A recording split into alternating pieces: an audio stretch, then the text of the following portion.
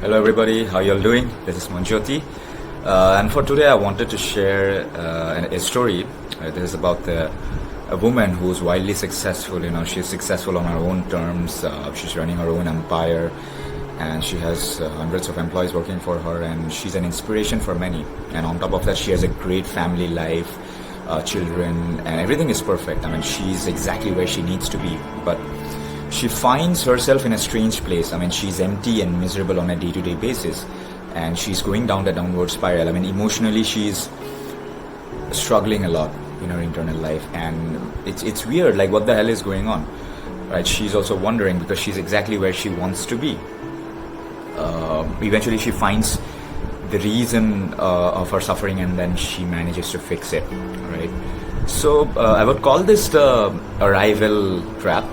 So we think that, for us to be happy and successful, we need to arrive at a certain place, at a certain destination, or we need to be successful or famous or whatever, and then eventually, you will be happy and fulfilled ever after. But that's not the case. That's not how we function, even though we feel that's how it works. But so this lady reached a point in her life where she was successful but miserable, and she was not able to figure out what is going on. So this story comes from Brendon Burchard. He's a high performance coach. He wrote a book called High Performance Habits. So this story is from there. So I thought I'll share because it really, I really connected with it. And so what actually drives us in life, what actually gives us a fuel to keep going after it, what actually gives us the juice of life. It's not much of what we have accomplished so far or where we have come, how far we have come, although that does give us the drive, the inspiration, and a sense of gratitude, all the blessings in our life and all the stuff we have done. But the lasting happiness or fulfillment or joy or drive comes from moving towards a desired future. Setting an intention of a future for yourself in a social setting, in a professional setting, in terms of your impact in your community, your family, the skill sets that you're going to learn, your professional goals and things like that. So without an intention of your future self, it's very difficult to generate that drive, because that drive comes from the pull of the future. So you create a goal and you give it enough emotional charge, and it pulls you, and that gives you the fuel to keep moving forward, and that's where the juice of life is, right? So what happened with this lady, she stopped setting intentions for the future. I mean, she was not clear about how she wanted to show up in a professional setting, in a social setting, with her friends, her family, and what are the skill sets that she needed to learn to reach that future objective or whatever. I mean, she was not clear. She lost that intention of the future, and that sense of future anticipation was lost. And without that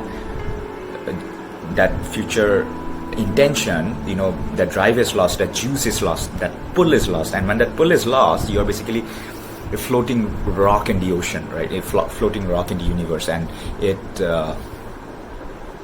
without your awareness, you might start going down the downward spiral, and you might start feeling emptiness, right? And when I say future intention, it need not be professional. It could be anything that excites you, anything that you consider important for yourself. It's subjective. I mean, it could even be your family life, your adventure goals, your impact on the community, the social service, or whatever that's meaningful to you. So you get to decide what is that future thing that you're going towards. But typically, I mean, as per Brendon Burchard, there are 4 areas where you can choose your intentions. First one is self. How do you want to show up? Second thing is a social setting. How do you see yourself in a professional environment, in a personal and in a social environment with your friends, family, colleagues? Third one is skill sets. What are the skill sets that you need to develop to reach your goals, let's say? So that is professional.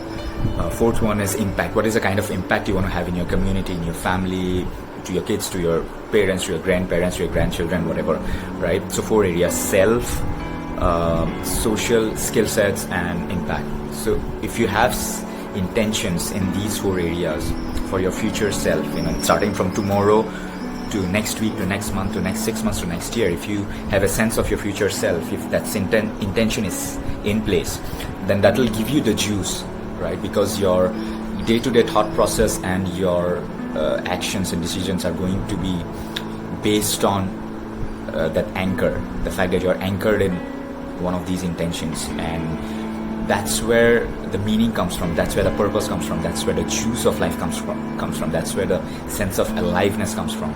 So once this lady figured out that that's what's causing the problem, so she's started setting intentions of her future, and she figured out the skill sets that she needed to learn for her to reach her professional goals in the near future, maybe 6 months or something.